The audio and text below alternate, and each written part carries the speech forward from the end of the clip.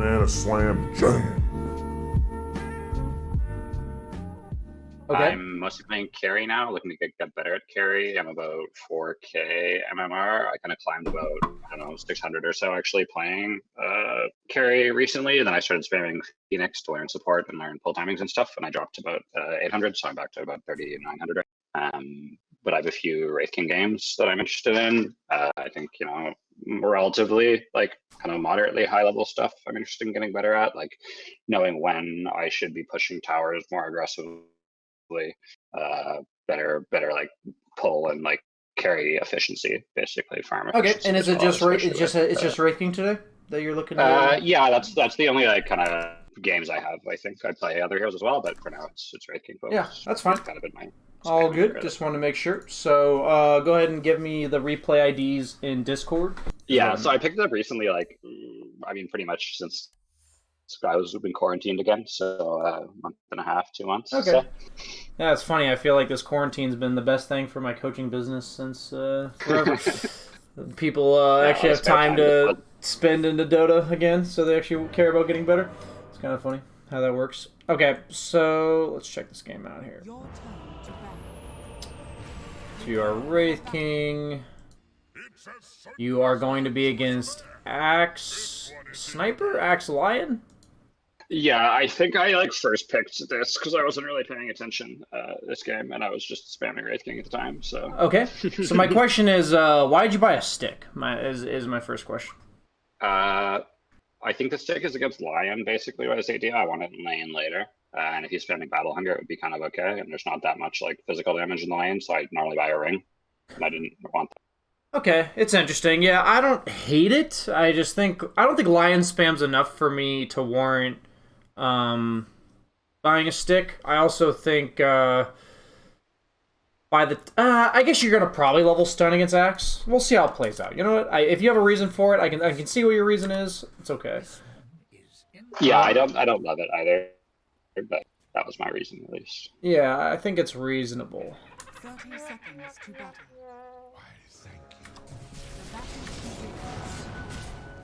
Okay, so you level stun. Failed to get the ring. I think I would have probably gone 6 tangos. From what I'm understanding nowadays, salves are really bad, at least comparatively to tangos. Because you're near your tower a lot, and you're getting that 1 HP regen from the tower, and then the fact that they nerfed salves to 10 seconds rather than 8, I think tangos in general are what a lot of carries I'm watching and what I've felt has been the better meta. So maybe consider going 2 sets of tangos right now over a salve and see how it plays out for you. I think a lot of lanes, especially like this one, it's even... Go ahead. It's like so sustain heavy, this lane. Yeah, it is very sustain heavy, exactly. And their damage isn't like burst, right? It's kind of just poke you down consistently with Battle Hunger, maybe an Impale every now and then, but they're not going to take you from 660 health to 200 at some point. They're just going to be constantly poking you. So I think that even more so says that tangos are better in this lane. And that it does make a pretty drastic difference in the lane to have 6 tangos and compared to tangos in a salve. Meaning like in certain lanes it's really important you have that salve. In certain lanes the 6 tangos can be very important. So for people watching, that small decision can make a pretty massive impact. Okay, so utilizing stun to secure range, that's fine. I would envision that you could maybe ask your Lich to do it, but obviously he's trading with the Lion. Pretty good aggression overall, I'd say. I'd say you are missing CS. Yeah, you are missing CS in order to be aggressive. I think I could have missed one there, but 2 is bad. Yeah, I think the one was reasonable. I'm gonna keep watching. Because sometimes it's hard to tell after just a few waves. Hello, I'm Dave Mirror. You've just achieved first blood. Thanks and have fun.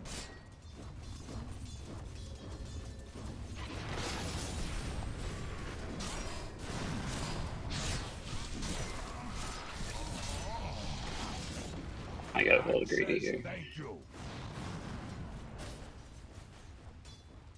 I guess my question is, do you if I had to ask you if you could do all this over again, would you do it again? No, I think I would. I mean, I certainly wouldn't do the dive at the end there. I'm not. I'm I not think I talking would- about the last dive. That's like pretty. Like I don't think I would have to coach you to tell you that was a bad dive, Yeah, right? yeah, So like, yeah. I'm talking about the other stuff, like this whole engagement. Yeah, I would have done the first half of that fight again. I think when Axe came out the second time, I probably would have backed and went back to farming. But Okay. their wave is pushing into their tower. If they both want to like run out and chase me, I don't think it's fine.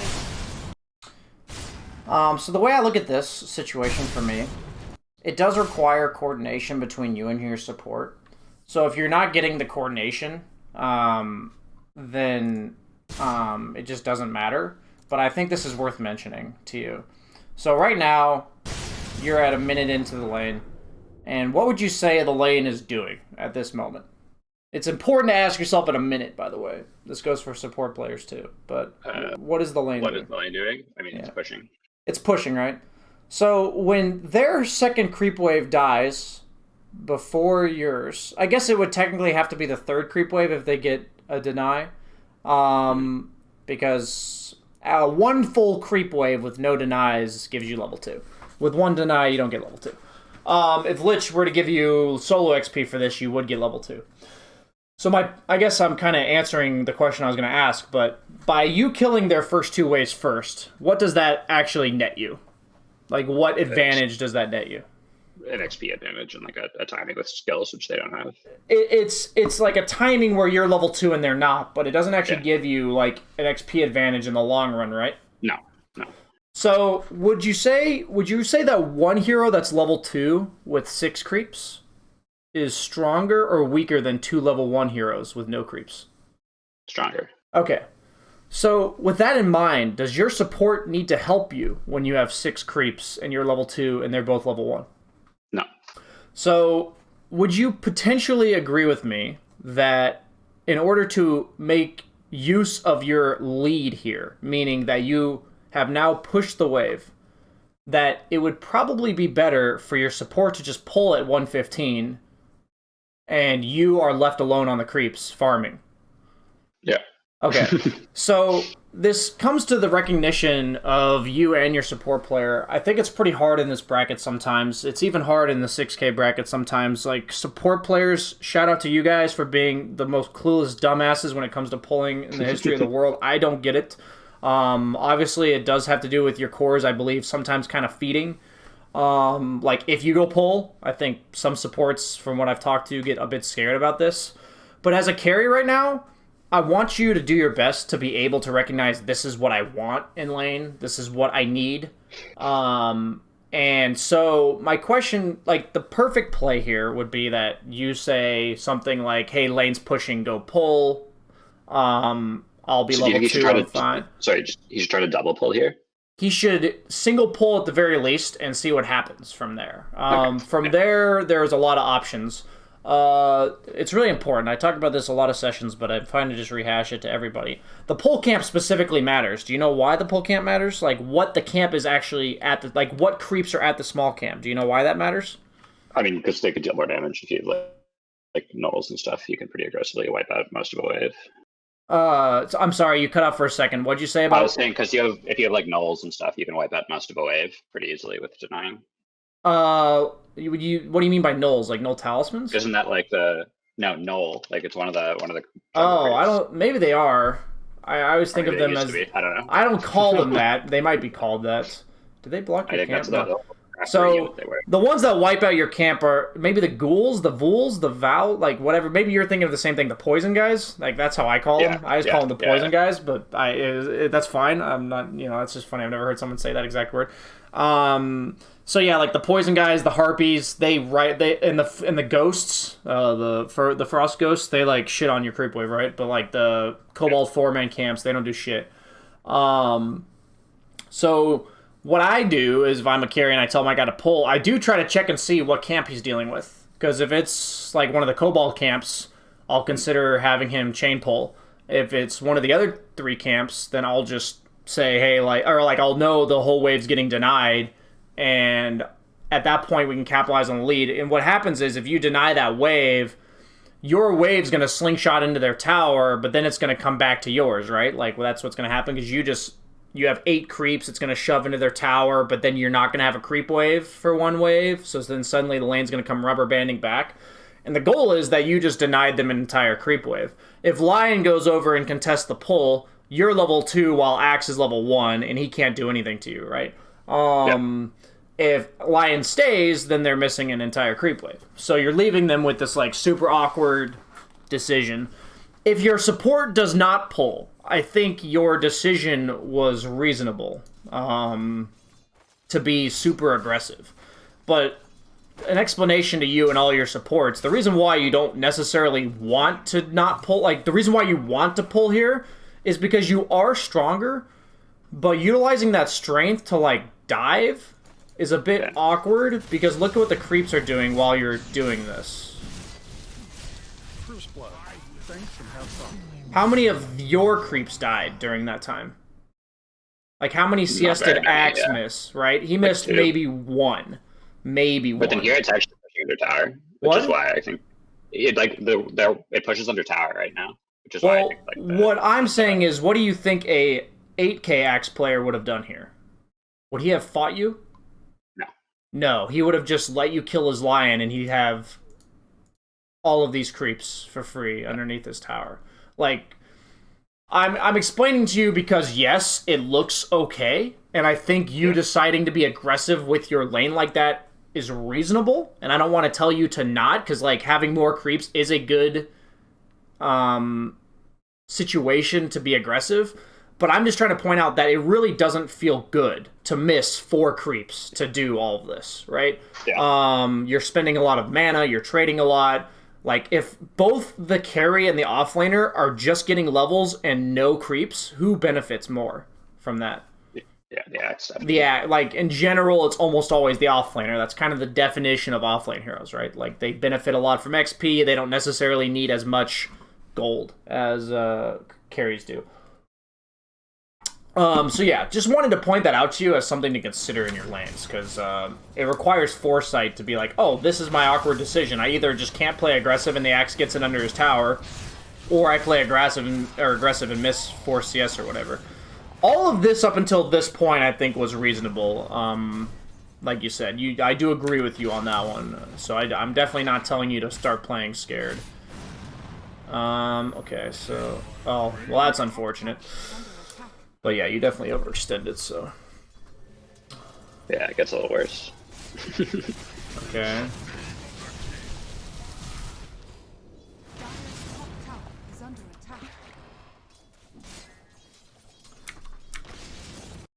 You and I are definitely two very different carry players. I think I'm playing much too aggressive in this lane. Like, I was watching this replay just quickly before this, and my net worth is like quite low coming out of lane, despite I kind of felt like the lane was going okay, but it didn't result in net worth. So look what's going on while you're doing this.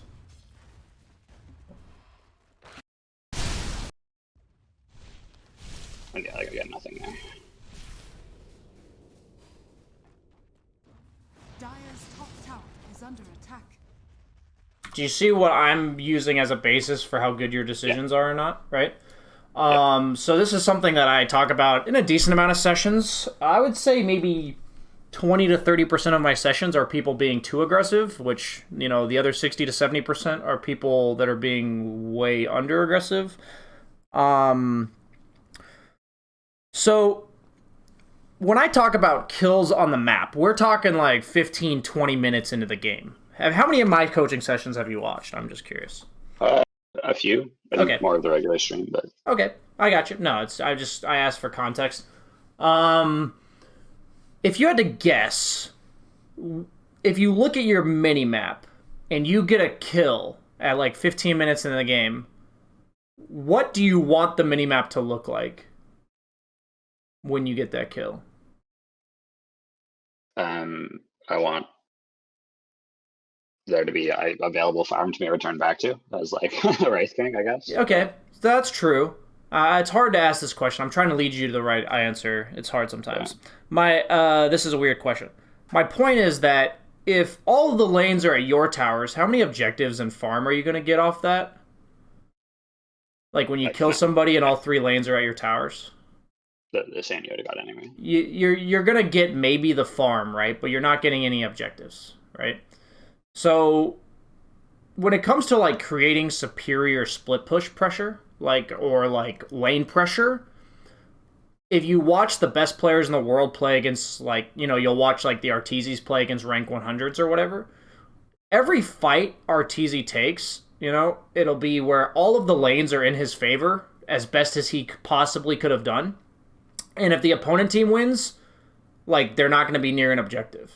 But if he wins the fight, all the lanes are at the opponent's towers, and it leads to them taking a tower, right? Yep.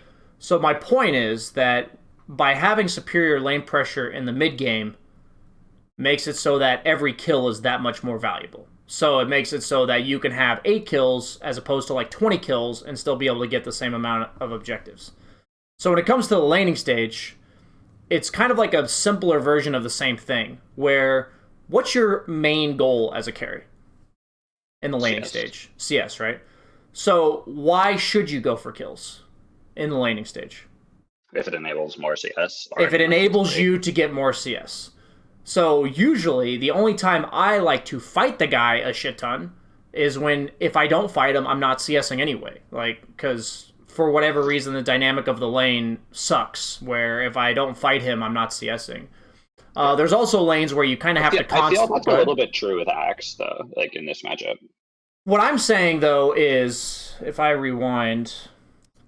Yeah, definitely, missing 2 range creeps is bad. No, if I rewind to the very beginning of this lane, I think you could have just been dragging these creeps away the whole time. A-clicking the Axe and pulling them away. You hit for 61 damage, Axe hits for 54, and you have a Quelling Blade, so you hit for 79. I don't really think this guy can deny you, right? I don't think he can really deny you. So since he's level 1, if you want to hit him a bit, that's great. Level 1, you want to hit him? Sure. I think that's great to hit him. I think that's a good time to be yeah, it's fine to trade.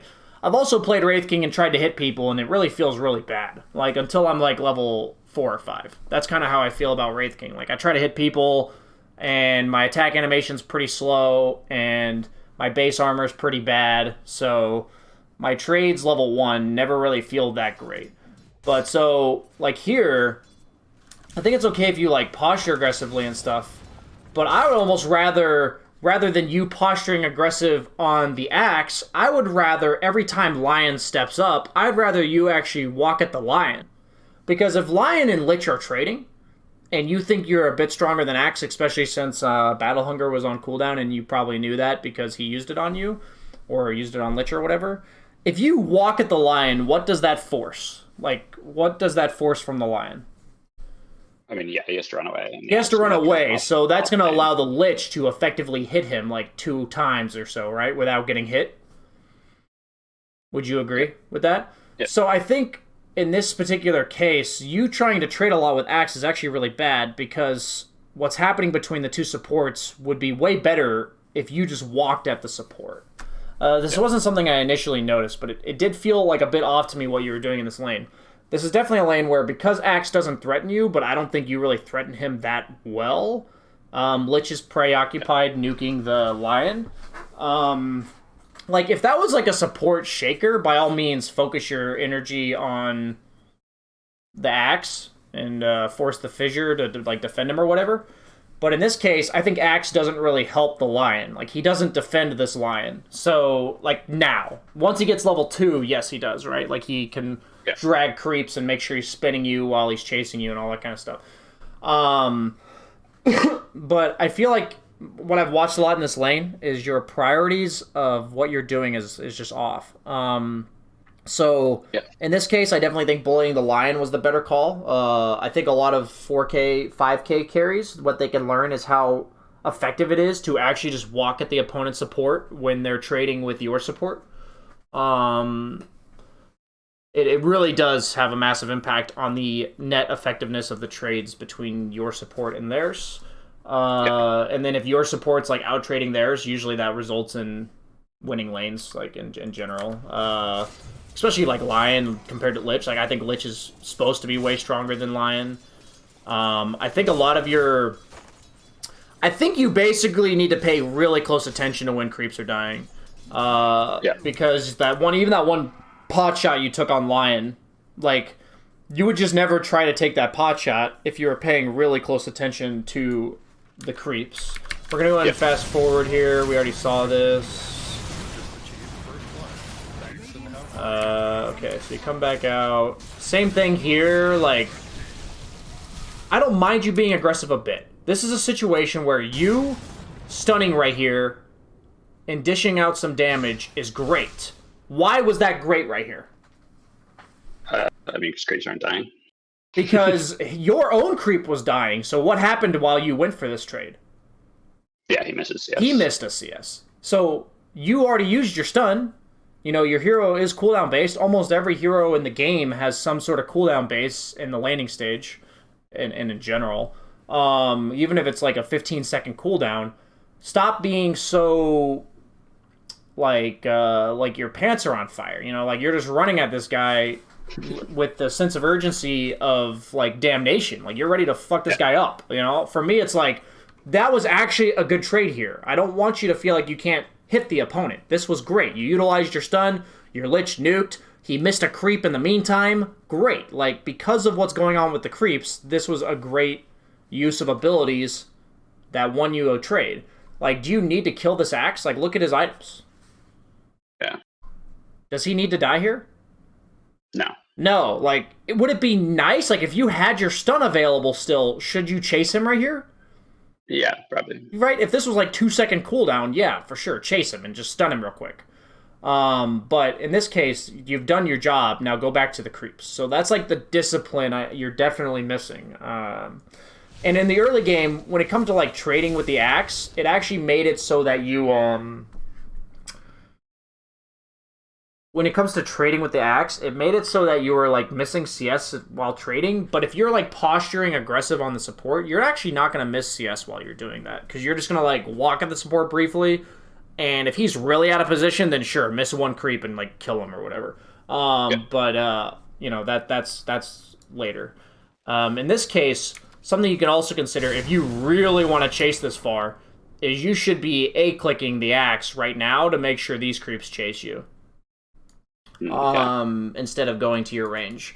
If you can't secure that, like if you can't get these creeps to chase you, then never do this. If you could get the creeps to chase you, I could think this is reasonable, because then you're not actually missing creeps. But then it's like, you should also know your window for chasing this guy is pretty much until the next creep wave gets here, because then at that point, they've got 4 creeps and you've got, or like, would be 7 creeps, then you've got 0 that you're just like running through. And you have to remember your support is also going to tank some of the creeps, and range supports really can't afford to tank any creeps at all.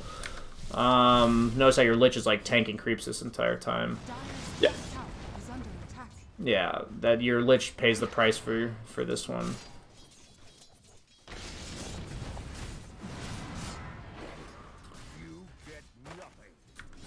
So yeah, definitely a bit of over-aggression. You already knew that, but knowing why, or like how to identify how to not do it again, I think is why you're here. That's useful. Right. Yeah, I think that's what you need to take away from this. Okay, so first you tell me they have no right click, and now you're building a buckler. I build I build more or less the same items on rating like every game. Okay. But yeah, the casual buckler under radiance. I see. So in this lane specifically, I definitely don't think buckler is needed. I think you are able to somewhat think about your items. If you're just learning a hero, I can understand. Like, how many games of Wraith King had you played prior to this one? Oh, I don't know, probably like 50, something like that. How many had you played in the last, like, 6 months? I would say, I don't know, like 20. Okay, so you've played a pretty good amount of Wraith King games. I would say for, like, the first 5 games of learning a hero, you can just auto-buy items. Like, for me, when I'm learning a new hero, like, I can't even concern myself with the items. Like, I'll just know what in general is pretty good on the hero and just buy them. And then worry about playing the hero, right? That's what I'm more worried about. But I would say after, like, 5 games, your mechanics on the hero are at least like somewhat good, so that you can focus on other things. And at that point, I think items are really important. So copy pasting item builds is definitely something that should stop happening around 5 games on a hero. Like Buckler, you know, you're against like a Legion Commander offlane or some offlaner that's going to click you a lot. Like, by all means, I get it, buy a Buckler, you know? But Axe, he's really not going to click you very much, and most of the damage you take from Axe will be Battle Hunger and Spin, which... Isn't Spin natural, actually? I thought it was maybe physical. It used to be physical, so it's fair that you would think that, but Spin is now... Spin's been pure for about 2 years. So... It did used to be physical, though. Yeah, so it's one of those things where that's fine. I actually can understand that mistake. If you thought Spin was physical and you built a Buckler, that's actually very reasonable to me. But, you know, that's now something where you might have to check up on this shit. Dota's pretty hard to keep up with. Moving forward here.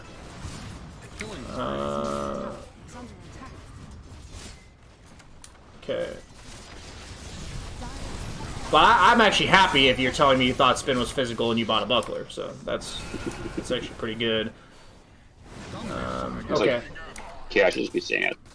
So the situation I think you're in right now, I think people are going to start noticing trends. I don't know how many people in chat consistently watch my sessions. Like, I don't know how many of the people are the same people. But I think every 4K player I've watched has bought a wand in every single game in every single lane. What do you think the importance of 3 all stats is on Wraith King? Not super high. So why do you think I'm mentioning 3 all stats? I don't know, because that's what Palan gives. Yeah, but like as opposed to what? A stick. Yeah. Like a stick gives you the health and mana sustain the same, right? Yeah. It I also think I finished the wand too early. Just finishing the wand still kind of makes sense to me in a game versus like PL and Invoker until 20 on Wraith. Okay, so my question would be that when are you going to deal with PL and Invoker? Yeah, not till later. Not till like 15, 20 minutes in. So like, great, you can buy a wand then for sure. You could even buy a wand, you could go like phase Glove of Haste or whatever into wand, like if that's what you think.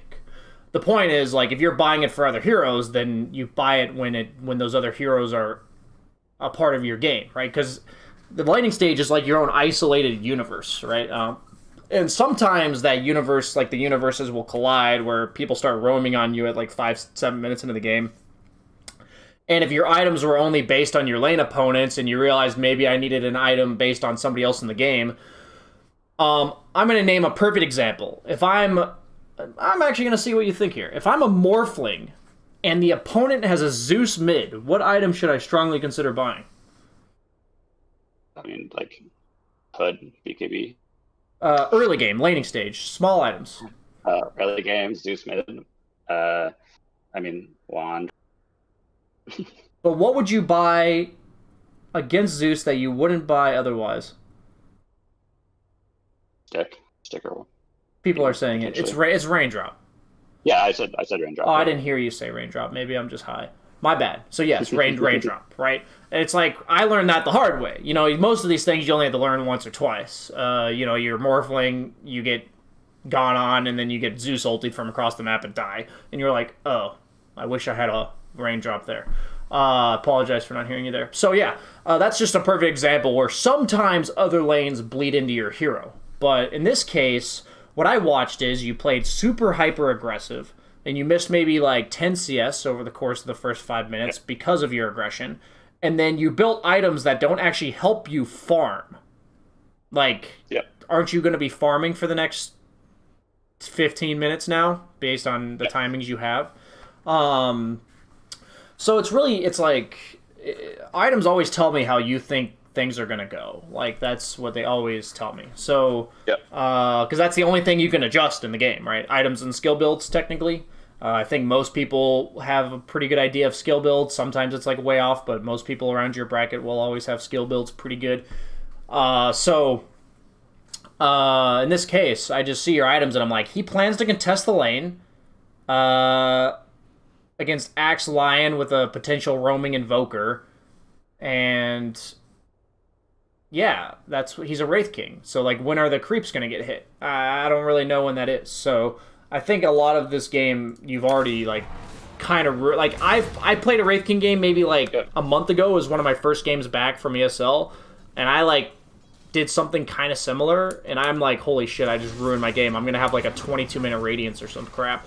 And which is pretty much how it happens. Yeah, it just, I would say heroes like Wraith King that are meant to farm for like 15 minutes of the game, their first 5 minutes is like so important. It is so important, because suddenly like that snowball effect where even if you were farming and you got your Radiance, say you got it at like 16, 17 minutes, you could actually fight in the game with a 17-minute Radiance. Like, you could actually join fights. But if you're getting a 22-minute Radiance, then suddenly that's not enough for you to fight. You need another item. So your impact in the game gets delayed from 17 minutes to a 22-minute Radiance plus another item. So you're looking at participating in the game, 27 minutes in. And it's like, holy shit. And that's all decided by your early game. So the way to self-correct your own items is to think about how the lane went. Think about what you're doing in the game right now, and ask yourself, am I glad I have 3 all stats from 250 gold? Am I glad that I have 2.5 armor from 500 gold? Yeah. Am I glad about these things? And that's how I look at it. Like, I would prefer you have Glove of Haste. So I should have just got wand, skip bracer, got glove, 1 boots. Yeah, I think the stick is fine if you think they're spamming enough abilities and like the Lion mana drain's annoying to you. Like, I think stick is always a reasonable item. I'll very rarely bash a stick, because it has like a very clear-cut purpose. There are times where you're just never supposed to buy it, for sure. Like, buying a stick could be a tad bit of a mistake. But I think, from what I'm seeing, a lot of carry players would benefit from just never buying a wand. Like, actually just until like 15 minutes in the game or something. Because a lot of you guys are just buying it in the laning stage. It's become very prevalent. Like, it's definitely not just you. It's one of those items that always feels fine, but if you really think about what it's delaying by 250 gold, it adds up. Like, you just have phase boots 250 gold sooner, and that's like half a minute for you right now. All of your timings are going to be that much slower. Dota's a very snowbally game in that capacity. So like, what you're doing right now is reasonable. Let's go ahead and fast forward while I stop talking to you about other things. You're never going to make an aggressive move. Bottom half of the map's for aggressive moves, so you're too weak to do that. So you're definitely playing the right part of the map. You got a nice jungle item for yourself. That's very nice. At this point, I would be checking items. Like, let's be honest. Do you really have to give your focus to these creeps right now? Like, do you have to see these creeps die? This is actually a pretty hard thing to move past as a carry player, where you're like, doesn't it feel so good to just watch these creeps fucking die, dude? It feels good, man. But you need to check people's timings at this point, because you need to try to understand what the game's going to look like. Like, how fast is this game going to ramp up? Is this PL going Manta, or is he going Diffusal? What's the pace of the game? Is this Axe rushing a Blink Dagger? What's going on? What's my team doing bottom? How many people on the opponent team are reacting? If I had 4 heroes bottom, I may consider having to go mid and pushing that out real quick. How many heroes in lane right now? Like, if you were to walk up to a lane, how many cores on the opponent team would you feel good colliding with in a lane? 1, pretty much. Which one? Axe is fine.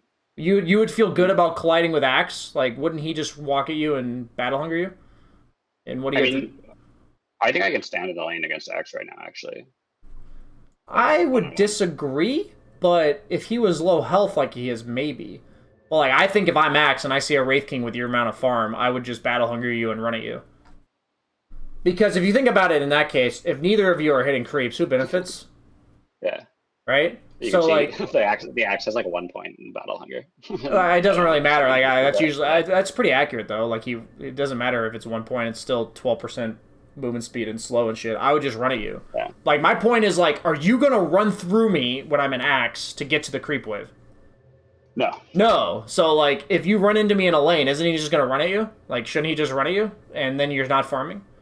Like, the point of what I mean by are you happy to run into these heroes, I'm not saying they're going to kill you or not. I'm saying if it's efficient for you in a lane to be farming. Like, if I'm, like yesterday, I was really struggling because I was against Morphling last pick as PA. We picked at the same time.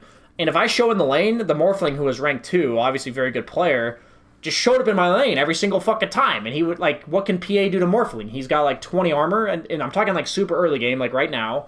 He's got 20 armor, and he's got a nuke, 2 nukes, and he can just, like, turn into me and dagger me and blink on me. And I'm like, holy shit. And I just died solo to him one time when I was trying to play away from him. You know? Like, I was trying to not mess with him. And he was, like, super aggro on me. You're not going to see this necessarily in your games, but my point is, at this point in the game, I like to think about what heroes I can show in lane against. And to be honest with you, I wouldn't want to go in lane if Invoker was there. I wouldn't want to go in lane if PL was there. I wouldn't want to go in lane if Axe was there. So, with that in mind, really the only hero I'd be fine to show in lane against would be Sniper or Lion if I knew they were alone. Like, if I knew for a fact that they were alone. So, the reason why I'm telling you to think like this is because what does that mean for you? How often will you be farming lanes? Not very often. Okay. So, that is absolutely correct. So my question would be, why is it even more important in these type of games that you recognize this than in others? So, like, wouldn't you agree that since it's so rare that you're going to be able to farm lanes, that the few opportunities you get to farm them, you have to capitalize on? Yeah. That's like how I look at it. So, like, you're very rarely going to show in lanes. So right now, what lane would you most likely go to based on what's going on the map? Sorry, what was that? Like, if you're going to be showing up into a lane to farm it, what lane would it be based on what's going on in the map? Safe lane right now. Yeah, safe lane. Or, yeah. So my question would be, when do you feel good farming that lane based on where it is? When it's pushed like another 1,000, 1,500 range. Okay, solid. So should you not be looking at this wave? Yep. And seeing how long you have until it gets there? Yep. Right? That's something that's going to improve your rotations and timings a lot. If you don't do this, what ends up happening is you'll farm this camp, and then you'll walk over to the big camp, and then halfway there, you'll see that the wave's at your tower, and you'll be like, oh shit, I should be farming that. And then you're going to walk back to the wave. Like, that's what you'll do if you don't have the foresight based on what's going on the map. So that's my point, is thinking about when you can show in lanes will dictate not only what lanes you go to, but it also dictates where you farm. It dictates what jungle creeps you farm, because the creeps you farm want to be close to that lane. How long you stay in the jungle. Like, sometimes, you know, if you're gonna farm it when it's right up here, where, like, right outside of your tier 2 tower range, if you're gonna farm it when it's right there, maybe you have time to farm every single creep camp before it gets there. Maybe you only have time to farm one, you know? Maybe you don't have time to farm any. Either way, if you're paying attention to that, you'll have better farming patterns. And my point is, I don't know what any items people have. I don't know, you know, where the lane is. I think your timing here is reasonable. But even then, I think PL could have been aggressive on you here. But it's fine that he's not. If he's not, it's fine. Like, in my bracket, I'd say in 7K bracket, people are still not this aggressive. Not until you're, like, very high level do people actually start running at you casually. Okay, so you see everything going on bottom. You're actually going to rotate. Interesting. Okay. I think this is fine. After all the spells are casted, this is the part of the map you want to be on. You were not strong enough to take it over yourself. You pushed out top. I think this rotation is very reasonable. Okay.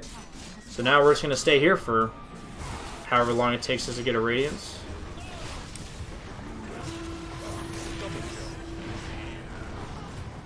Okay. Radiant's bottom tower is under attack. Dire's top tower is under attack. Oh my.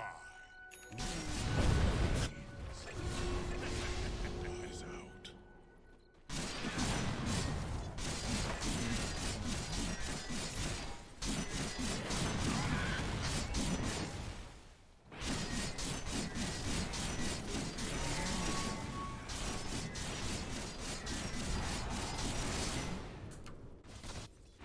Radiant are scared. I think you're kind of in reverse mode, but for bottom. And I think that kind of shows you, again, like, during this whole time you're farming, you should be looking here. right? And you'll see that this wave is getting really pushed, and that after you finish this creep camp, you have to immediately run here. And then you have to consider, you know, what heroes are missing. Where are they? Based on dead lane, PL's almost certainly top. Like, not everyone plays that way properly, but PL should be top. Invoker's roaming anywhere in here. Like, it really could be a massive AoE. And then, for all you know, Axe and Lion are sitting behind the sniper. So, am I going to walk up to this creep wave super aggressively? Well, yes, I am, actually, but I died, so... Well, should I do that? No, I just see the 3 range creeps. I need to get there. I need to get there so that it farms underneath my tower, right? That's what I need to do.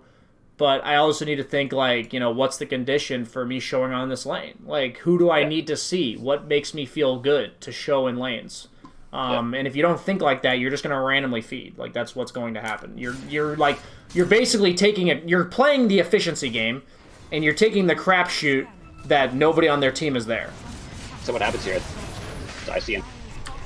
What? So I go front of the lane. I see Invoker mid here, so I go, but then Axe and Lion are here. Most importantly, I also want you to think, how often is your team going to help you right here?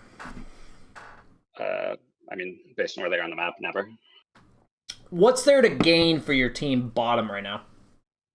Not much. So, honestly, there are games for some reason that my teammates play around me in situations like this where I'm like, what are you guys doing? But your team's actually playing pretty well in terms of the map. Like, you were playing alone top, you rotated bottom, and they started playing away from you. I don't even think they realize it, but they are playing the map properly. Like, they're supposed to make movements away from you. Like, for obvious reasons, in my opinion, right? So in that case, like, if your team is showing a movement top, see what's happening top? Yeah. Your team is showing 1, 2, 3 heroes right now. How many heroes is this Axe? Okay, I actually asked this. I asked this every session. Why are people not aggressive? Why would they not try to kill you? Because they're scared heroes are off map. Yeah, because they're scared. So, if you were to show on this wave right now, I think it's actually completely reasonable that they shouldn't go on you if you were to show at this very moment. Because your team is 4-man smoked right here. Right? Like, if you look at... They're smoked. It's like a replay bug, but they are smoked. So right now, if you were to show on this wave, the enemy team would be pretty crazy to go on you right now. Like, maybe they still will, but they would be pretty crazy to do it. But the minute your team shows top, I guarantee you it's a freaking green light for this team to just shit on you right here. And you should back the hell off, for sure. Based on what's happening top. Your team is 4-man ganking the PL. So, like, if the enemy team is getting their carry 4-man ganked, what are their 2 choices, if they're not potatoes? Either TP to sport or gank me. Yeah, they're either 5-manning your team top, or they're ganking you, right? That's like the 2 choices. So, when should you feel comfortable if your team smoke ganks the opponent to show aggressively on a lane like this? I mean, before they're off the map, or before they're... Like once they show, right? Like, once they show something. Like, they have to show people. The point is, like you said, you saw Invoker mid and PL top, but, like, you are by yourself right now. And that's based on understanding your own team's movements. You are alone. I think one of the worst, like, cardinal sins of being a carry player is your team smokes to one side of the map and you just feed on the other. Like, it's actually so game ruining to do it. I've been flamed endless times as a carry player on competitive teams, where you just don't do it anymore. Like, you just don't. You see your team smoking and you get this, like, automatic trigger in the back of your mind where it's like, okay, I gotta play. I gotta make sure when my team shows, I am really safe. Because the moment your team shows, you get gone on so many times. Like, this is actually a pretty high level thing, but it's 4K. It's like people are gonna do things correctly a decent amount of the time. So the enemy team is definitely clinically punishing you here for your team showing top and you being alone. Very classic carry feed here that can easily be prevented based on understanding of your own team's movements. Being carry is not only comes down to understanding who's showing on the opponent team, but it's also who's on your team showing and what they mean to the opponent. Like, if your Legion's showing on map, what does that mean to the opponent? If your Lich is showing, what does that mean to the opponent? You know, kind of thing. Okay, so...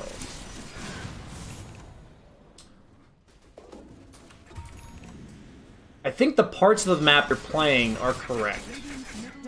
I will say that. What you're doing with your camera and what, you know, obviously this minor decisions, like the more fine-tuned decisions you're making are bad. Yep.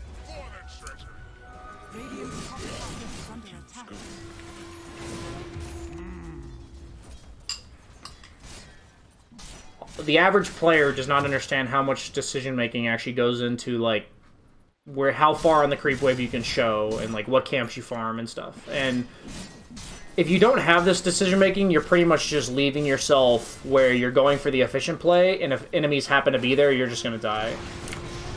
So you do get smoked on here. I think this is pretty reasonable though, because you're farming where your entire team's behind you. I've had games like this where I'm getting picked on, and I realize like, you know, I have to just say, what part of the map can I actually farm? And in this case, I think you kind of did that. You said, like, well, my whole team's behind me. I guess I just have to farm here. And then the opponent will still make dumb plays and go on you. That doesn't stop at the 6 to 7k bracket, I assure you. So that was good.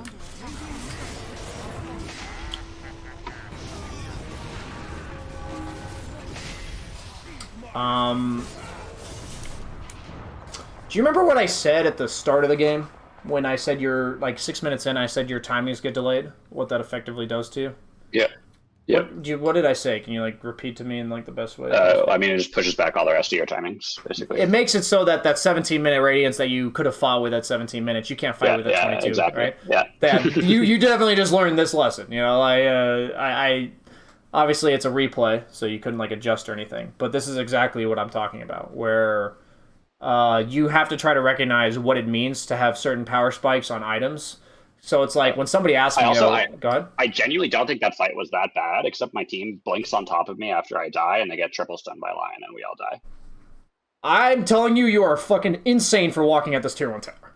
Like, you are insane. I'm not saying your teammates played it properly, but, like, that is not good. Like, there is no way at 22-minute radiance, and that's the only item you have, that you are supposed to walk at a tier 1 tower with all of them missing. Like, that is not correct. So, like, that's what I'm saying is, like, people will ask me in chat, you know, when's the power spike of a hero? And this is an interesting topic I don't get to discuss too often. If I have a 17-minute radiance as Wraith King, I'm fucking walking at a tower, man. Like, I'm fucking finding a tower, and I'm walking at it. If I have a 22-minute radiance... I'm hitting some more creeps, boys. Like, you know, I can't tell an average viewer that your radiance on Wraith King is a power spike, because a 22-minute radiance, the other team has 5 minutes more worth of items and levels to deal with you.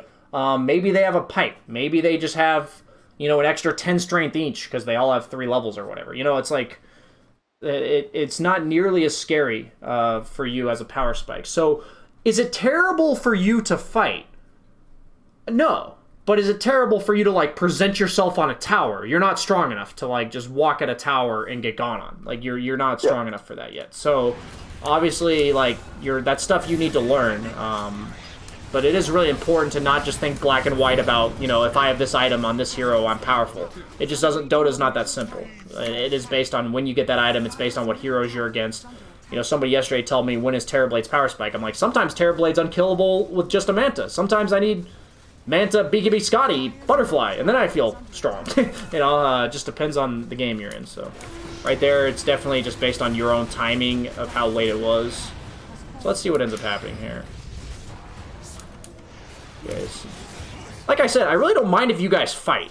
There's a big difference between taking fights randomly on the map, like outside of tower range and all that kind of stuff, or maybe on your side of the map, as opposed to walking at a tower and presenting yourself. That is about the most aggressive play you can make, to just show yourself on a tower. Okay, so... I see 3 mid. Okay, so I was going to say your choices are to run bottom and farm it, or to fight. I think your choice to fight is reasonable, but I probably wouldn't have done it. That's how I kind of look at this. So, why do you think this fight might be bad? Do you feel like you have to fight right now, I guess is my question? I mean, kind of when Axe is going on that guy, yeah.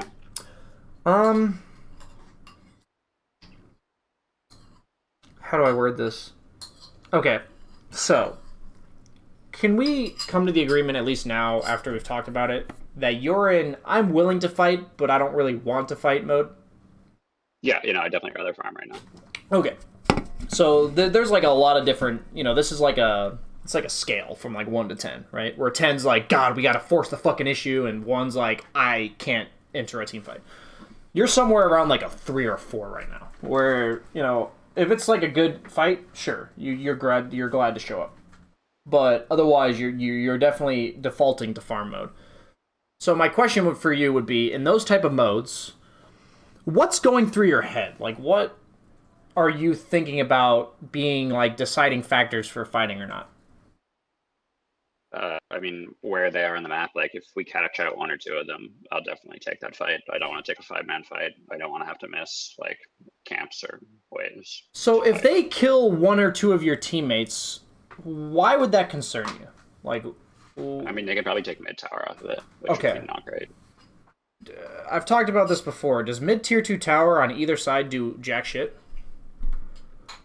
I presume no. It doesn't do anything. mid tier 2 tower. First off, is already gone. But second off, like mid tier 2 tower, if you really think about what camps it opens up and shit, what does it actually open up? Killing this, as from Dire's perspective, what does this do for you? Yeah, not much. Like it opens up, instead of this area, you Maybe can now go camp, to here. Like maybe this camp feels a tad better, but I'd still usually farm this if I'm Dire with this tower being alive. Like, the tower doesn't see it or anything, right? So, if you really think about, like, reverse on Dire, maybe this camp feels better, but, like, if from the Radiant perspective, but there's plenty of games where, like, I'm Radiant and I'll still farm this camp right here. It doesn't, like, change the triangle dynamic at all. Like, this tower doesn't protect this at all, right? So my point being, though, is if you're in this, like, chill farm mode, okay, I'll fight if I have to thing, what should you actually be concerned about? Like when to fight? Yeah, like when the opponents have objectives that matter to you. So, to be honest with you, I'll give you a quick hint. There's only one objective on the entire fucking map that matters to you right now. Do you know what it is? I mean, besides the agent, I would assume it's Roche. Yeah, it's Roche. We're obviously like not skipping to the end of the game. Yeah, it's Roche. So, why would you fight the opponent? If they're doing Roche. Okay, so what... Or if the gank enables Roche. Okay, exactly. And also, you have to think about it this way. What other... So what's your objective right now? Hit creeps. Okay, so why else would you fight them? If I can't hit creeps. Okay, so what does that require you to do? And the answer is, it requires you to think, what's the good part of the map for me to farm right now? Where do I need to farm? Like, it's almost always going to be the opponent's safe lane, right? Like, it's going to be this area. It's going to be your triangle / like, the bottom area. Yeah. So a lot of, like, good players, what you'll see is the times they fight are at their own triangle, or, like, when they're in this mode, right? When they're in the same mode that you're in. It'll be at their own triangle, or like bottom lane where the opponent smoked into them and their team was behind them or something. The point is that the only thing you care about when it comes to fighting is if the opponent's killing your teammates around an objective, or if they're stopping you from your objective. Like that's how I look at it.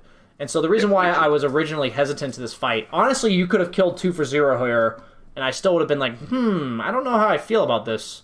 First off, so where should I rotate if I'm not taking this fight? You're saying I should go to like you should go bottom. It's bottom, right? It's bottom.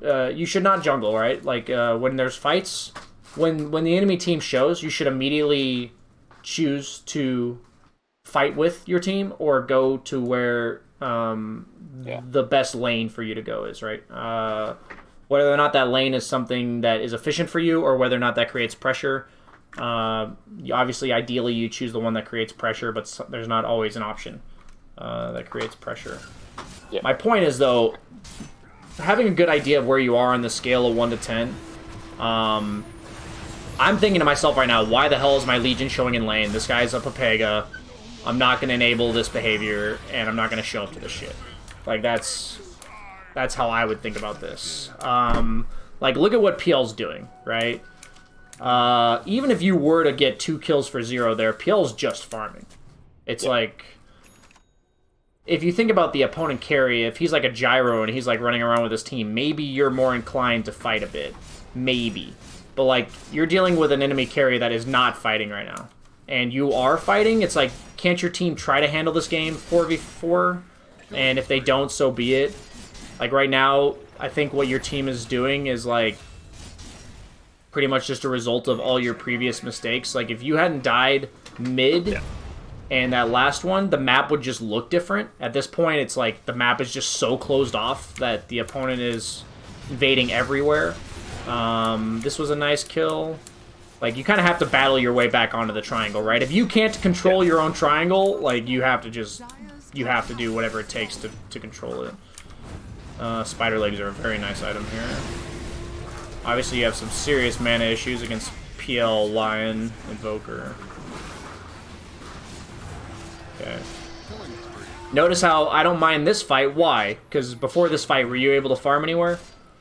No. No. So you were fighting your way back to fighting, and that's, like, reasonable. Even if that fight didn't go well, even if it didn't go well, I'm actually okay with it, because otherwise you're just losing the game.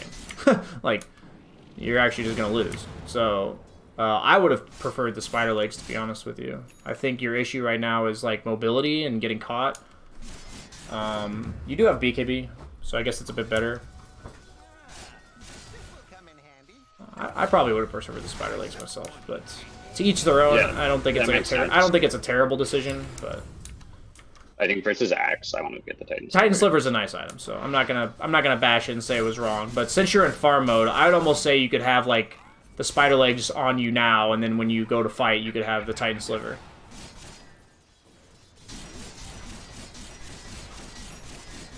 Okay. Cool. Okay.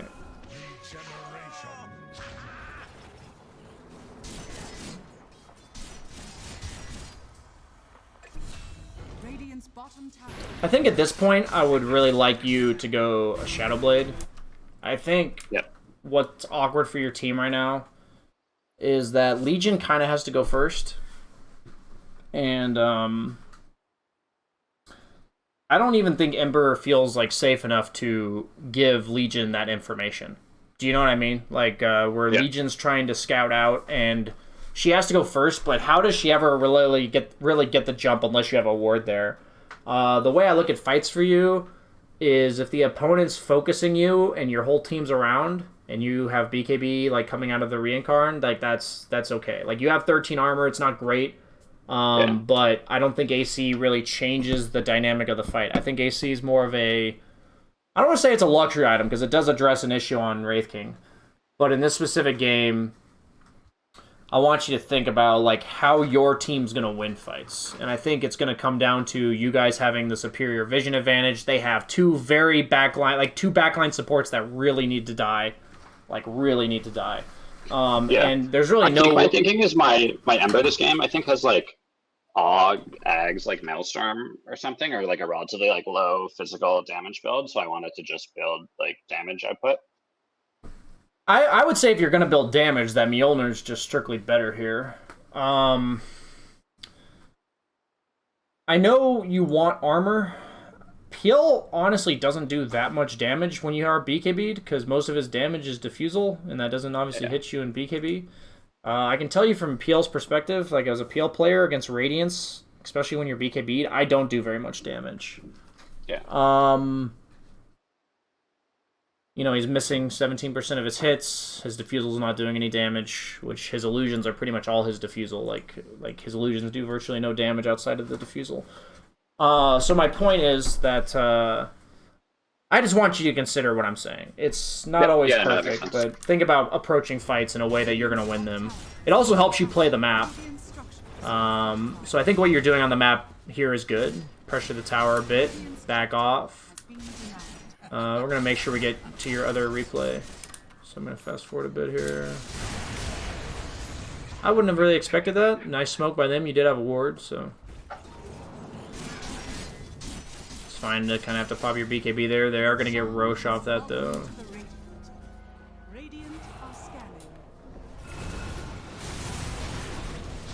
things said and done, I think this game is technically still winnable. It's just obviously very hard based on how you played the early game. Yeah, Your team really hates that here. PL illusion here. I think we kind of like almost have a chance to take a fight, but I don't know, I overextend.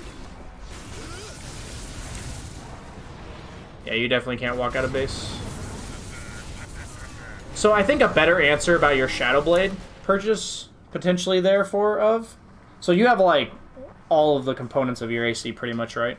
All you're really missing is the aura for your team and the aura against the opponent. Otherwise, you have all the benefits of AC right now. Did you feel like you could walk into the fight here? Like, I mean, obviously, I did at the time. I'm saying, like, in hindsight, did it feel like you could walk into the fight? So, when you walk in, it just feels really bad. And I think the best time to go Shadow Blade on these types of heroes is when you ask yourself, if I just walk into this fight, is it gonna be good? And the answer is, if it's no, usually Shadow Blade's the best item. For like approaching the fight differently. It allows you to, you know, take like reach around pathing where you can maybe catch one of the supports. It's not that you're not walking into the fight. Obviously with Shadow Blade you're still walking in, but instead of like walking straight through them, you know, you're walking from the side or something. Yeah. So this is something that just comes with experience, and I'm just giving you an idea that you see this problem here, you dealt with it. I understand beforehand maybe you didn't have the foresight to see it, but in the future, I want you to have this self-correction mindset where if you have a similar issue as I'm describing to you, Shadow Blade is usually the item. So let's go ahead and continue playing this out so you end up dying. It's probably just GG, right? Yep. Yeah, I guess right here. Cool. Any quick questions about that game, or should we go on to the next one? No, I think that's good. Okay, cool. Let's go ahead and pull up that next replay, sir. Yeah, sec. We got about 25 minutes to go over this last one. I know I took a while on that last one. A bit shorter, I think, this one anyway. Yeah, it's just usually what happens is I always take less time on the second one because if I see a reoccurring theme, I'll just briefly mention that it's there again. But then, yeah, obviously I already talked to you about it, so.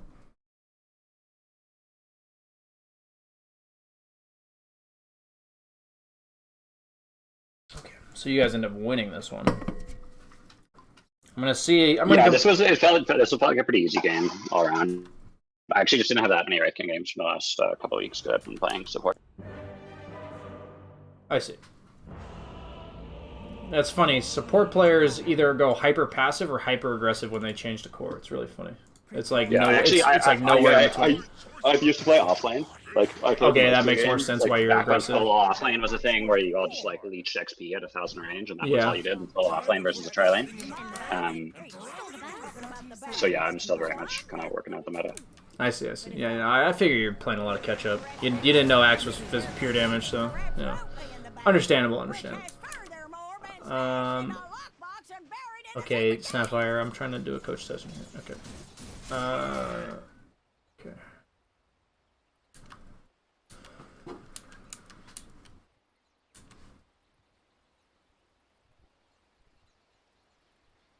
I think I missed this range. Yeah, it's pretty impossible for you to get range creeps in this lane, to be honest with you. Like, imagine the only way you can really get range is if Willow levels her W and then uses it to secure. I think in this type of lane, sadly, it's usually why Willow's not a 5. You're just not gonna get the range. I think it's not worth you actually tanking damage to go for the range. I would say you should act like you're gonna go for the range and force the Mars to like posture aggressively. But to be honest with you, you're not gonna get a single range creep if Mars is there. I don't know if you're aware, but Mars is like really hard to get range creeps into. If you don't have like a reliable way to secure them. He just W's you, he spears you, like all these things that really punish heroes for just walking at the range creep. It feels really hard to walk up to range creeps against Mars specifically. So, the point is though that every offlaner has some degree of punishing you for going for range. So in this lane, based on my own experience, I would say I would never even walk up for the range. And just accept because I have a Willow 5 position that this guy is griefing my lane, and then I'm just never going to get a range creep. So that's just kind of how it is. Willow is not a 5. My girlfriend insists on playing a 5. Okay, continuing. Okay.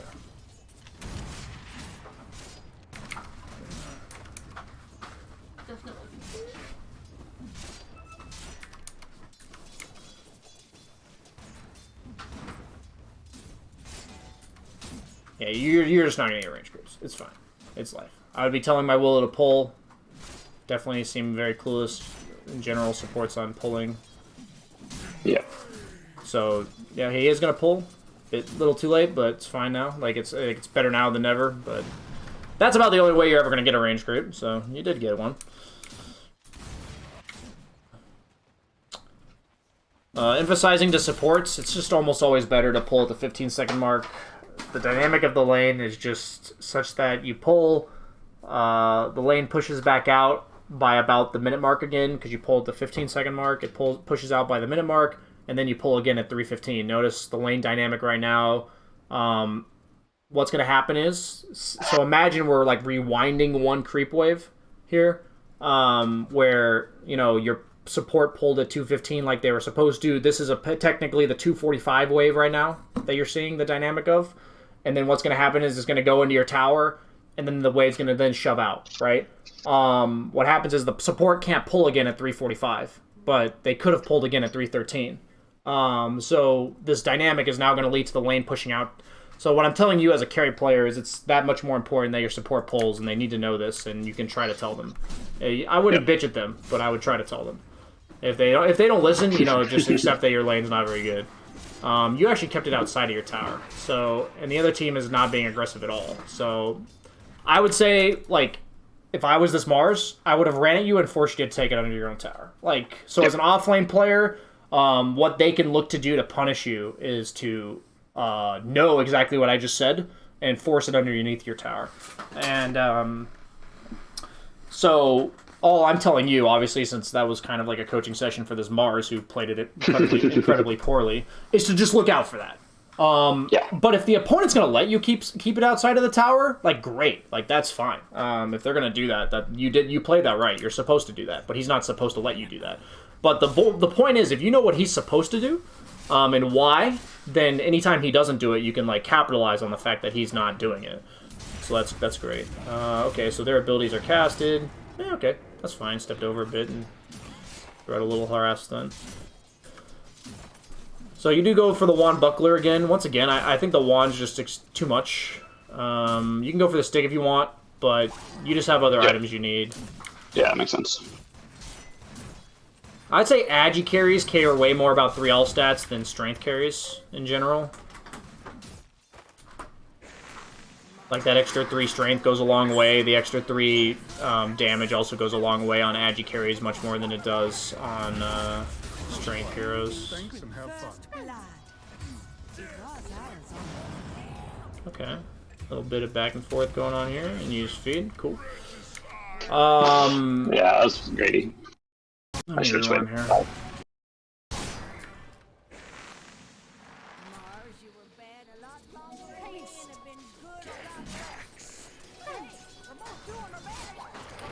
This is definitely just lack of creep aggro that's getting you killed here. I know you don't end up dying at this very moment. You just need to drag those, you just have to drag those creeps underneath your tower.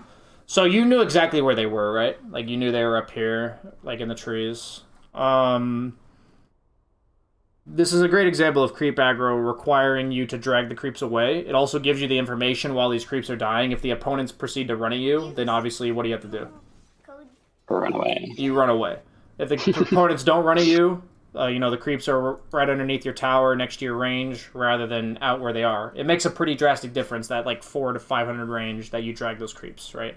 Yeah. This is literally damage you're taking because of lack of creep aggro. I saw it a bit last game too, early on, but it didn't really punish you enough that I felt like I could talk about it. So yeah. It definitely happened in your Axe game. The lane against Axe. I definitely noticed at least 3 or 4 times you should have dragged creep aggro, but it was more so to like, especially versus Axe. It was more so to like dodge one spin worth of damage or something, rather than in this case it's like a stun into a nuke. You know, it's like a lot of damage.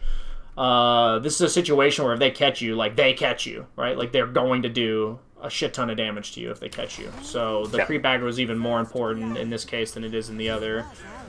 Obviously this part's a bit greedy, but you kind of have to just accept your death here if you're not going to fly yourself a salve. Your 2 choices were to just back off, fly yourself a salve, and pull the camp yourself. That was a reasonable choice that I think you should have considered. because your only other choice is to die. So sometimes you actually just have to die. I'm not gonna lie to you. Like there are times, but I think this case you did have other options. I just want to present to you what those other options are, so in the future you can make that choice. Okay. So like here, am I doing the right thing? You know, I just like stand, suck XP. I can't really like go to the lane. Middle tower is under attack. So if you had to give me a description, ignore your hero. What kind of lanes are really hard to farm when they're like near the opponent tower? Lanes with stuns. Yeah, just lanes with stuns, right? Because why lanes with stuns though? Like, give me your best. Because you can get like a stun and then 1 TP and then you're dead. And my question is, if the lane's next to their tower, say it's this Mars, and he walks at me and hits me, what is my choice? I have to walk away. Okay.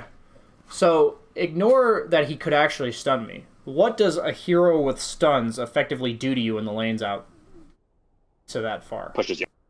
What? Pushes you out of the lane. You just can't trade with him at all. Like, you actually can't hit him at all. Like, you know what I mean? Like, because he has a stun. It's not because he's stunning you, but because he could stun you. Like, he literally, you can't trade with him at all. So what that means is that, I've got a question for you. If you had to guess my own, it's definitely, what's the worst offlaner in the game to lane near their tower? If it's like an even lane. I'm going to give you a hero list. Strength heroes. Worst offlaner in the game. What? Axe. Axe is annoying, for sure. But, like, there is one hero in the game where if it is near their tower and my support is not pulling, I am pissed. Let's see what chat says. I'm actually curious. Slaughter. Yes. Funky boy. Slaughter. I'm going to go ahead and give him a sub real quick. I'll remember to do that in a second. I've been trying to give people subs if they actually know this answer. Slaughter, man, have you ever tried to lane against a Slaughter when it's an even lane and it's near their tower? Do you know what happens to you? Yeah. You know what happens? You die. You fucking die! Like, full to zero. You literally die full to zero. Because he just chases you down with, you know, a stun, into a bash, into a bash, into a stun, into a bash, and you're just dead. And if you try to trade with him at all, best case scenario, you take half your health and damage, and then he does it to you again, and you die. You know, like, you know what a dead lane is? that's like best case scenario, right? So, Yeah. there are a lot of offlaners that fit this description. You know, there's no wrong answer in terms of like what heroes can punish this. Like, there are ones that don't punish it hardly at all. But people are saying like Beastmaster. Beastmaster is very similar, where you know you get boar slowed and you just get chased all the way down your lane, and because of that threat, you can't hit the guy at all. And a lot of my supports cannot process this, okay? Like, the lane's out this far, and they want me as Slark to run at the Beastmaster.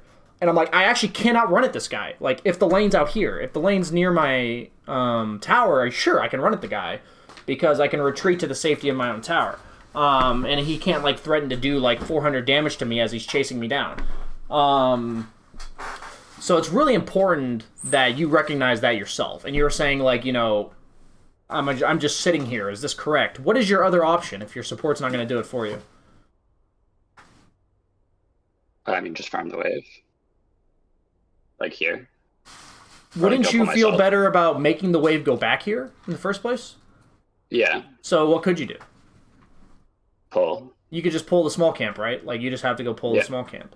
Is this Mars actually going to chase you away from his creep wave to go fuck with you at the small camp? No. No, right? He's going to sit there farming it, right? That's what 99% of players are going to do. And if they're really walking over to fuck with you, it's like, okay, he's kind of just ruining his own game. Like, instead of him getting farm and you getting a little bit of farm, neither of you's getting farm. And it's like a net loss for him to actually do that. I just feel like that's so much time and distance. I know what I try to tell people is if you do it every time where you're in this awkward scenario, it's about right here that I would feel it, where the lane's pushing. Yeah. And I know that the next wave is going to feel like this.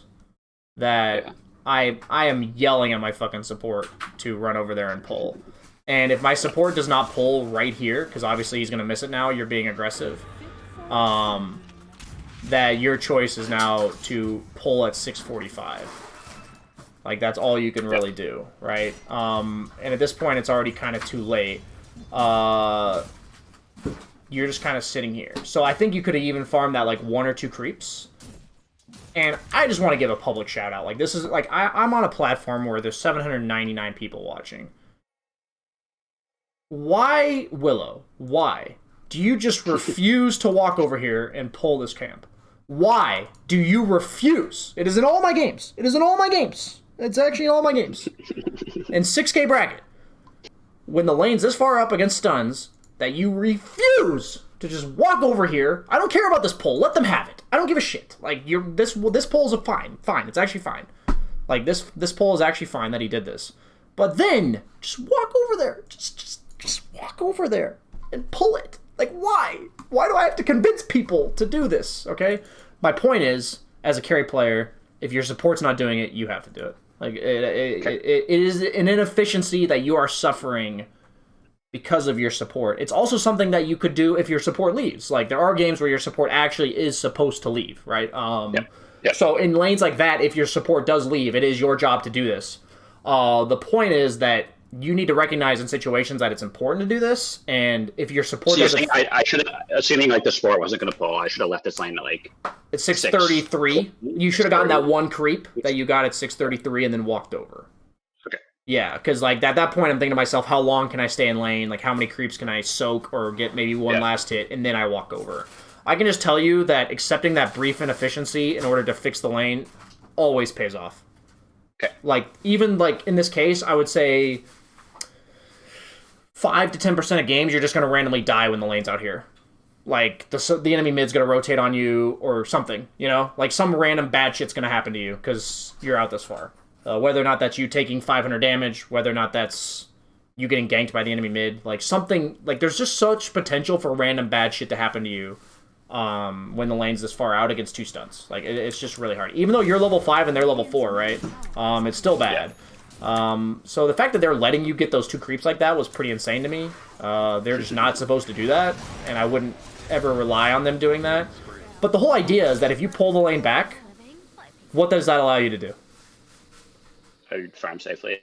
And then also pick up jungle. But it also, what did it just allow you to do? Out of XP range. No, like, it just allowed you to be aggressive, because you're not threatened if the lane's right here, right? You are not threatened if the lane's right here. So my point is, not only are you protecting yourself, but you're also giving yourself a chance for plays. And I'm saying, like, this lane being up here, you would never kill the Snapfire. Ever. But, like, if the lane's back here and he potentially oversteps his boundaries like he just did, great, you punish it, boom, he's dead, right? The point that I'm making here is that they shouldn't have let you farm these creeps and then have the lane back here. That just shouldn't have happened. Like, but they let you, and you capitalize. Great. Like, I'm happy that you capitalize on it. But there are going to be games where they're not going to let you, and the higher up you go, they're not going to just give you that for free. The way I think about in the higher levels is whatever my opponent wants the lane to look like, I am doing my best to make it not look like that. And I have to think, like, if the lane is looking how I want it to look, what would they do to fix it? And then all I think about is stopping them from doing that, right? And so higher level players do that too. Like, they all do that. And the higher level you go, all it means is the more likely that they'll do it. Like, 4K players could do it, but you know, it's just less likely that they will. Okay, so the point is, though, if you're able to play like fundamentally sound in the lane like I'm talking about, and you're just doing the right answer every single time, you'll just win every single lane. Like, when you lane against people that are like 1K MMR or lower than you in terms of lane understanding, it's like actually so easy to play Dota. So you're gonna back off, you're gonna start farming, this is reasonable.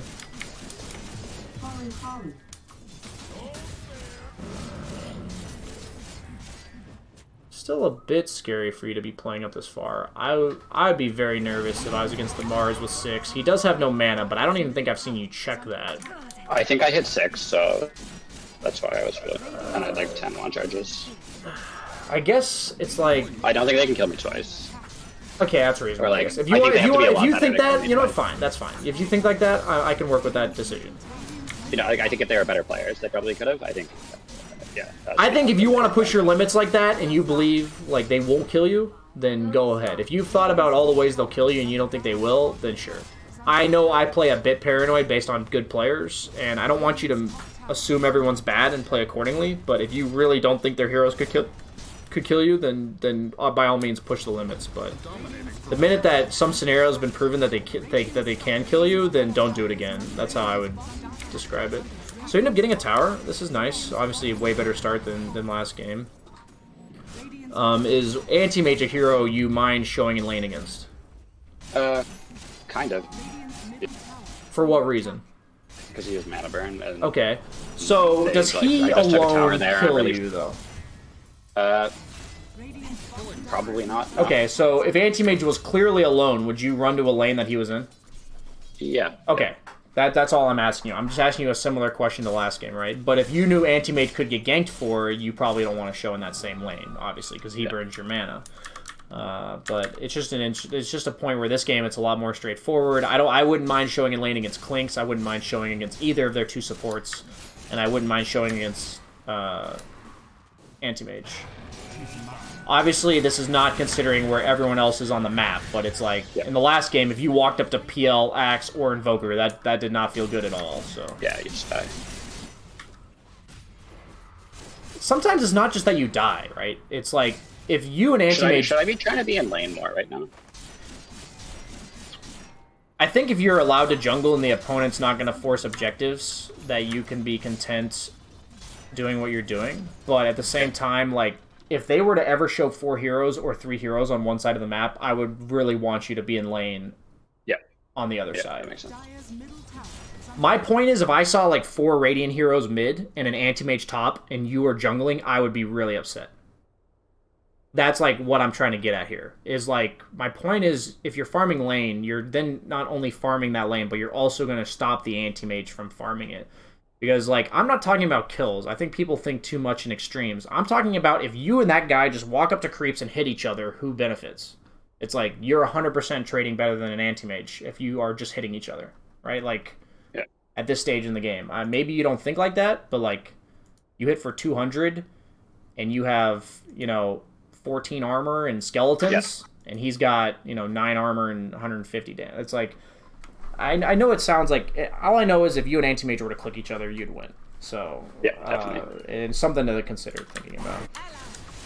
So I don't want you to feel like you have to show in lanes all the time. I just want you to think, like, what the conditions... Like, this is an example where I wouldn't have stunned the guy, but I would hit him, and then the second he gets another TP, I do exactly this and run away without dying. I think you stunning him was a bit crazy. Yeah. That's an example where, like, you showed aggression, you forced a TP, and then because you'd, like, stunned yourself, they were able to chase you down. That's, like, actually... Yeah, that was me just betting on him being bad, basically, and it didn't work out, so... I think your decision to play aggressive on that tower, especially when he TP'd in, is good, though. Do you see what I'm saying? The difference here? Yeah. That's, like, it's... I don't want you to be dissuaded from making that same decision because you fucked it up. Yeah. It's really important to know if, like, you were just out of position or you fucked it up. And obviously, in that case, it was the latter.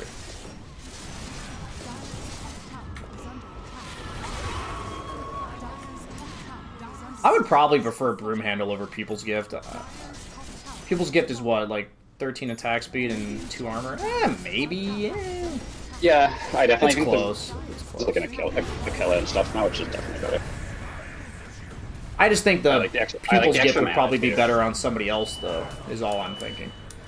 Like, nobody on your team benefits from the Broom Handle, but, like, Quap and Dark Willow would really appreciate that People's Gift.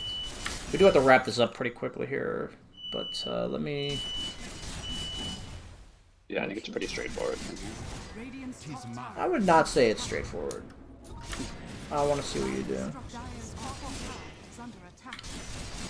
So you actually TP bottom. I don't mind you kind of playing away from anti-mage at this point. This is good. Like, when I say playing away from anti-mage at this point, I'm saying that your team is strong enough to fight, and anti-mage doesn't want to fight, so if you play away from him, you can pick on the rest of his team. I think that's the right approach at this stage, just to clarify to you and everyone else. Yeah, I think he's useless right now, so we're just trying to get towers. Yep, this is very good.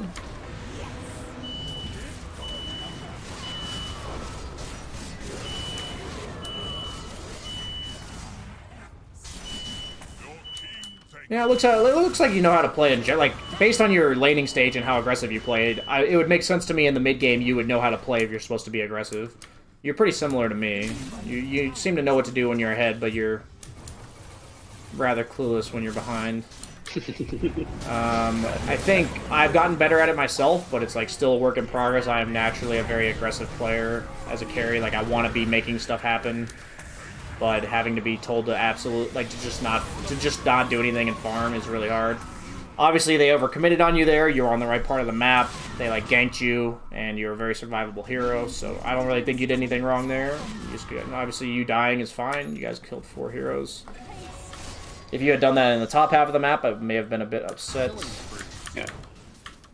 So we see 3. Yeah, I don't really feel like I need to coach you that much here. My only issue is that if you have your ult, I want you to think about this. It's hard to understand.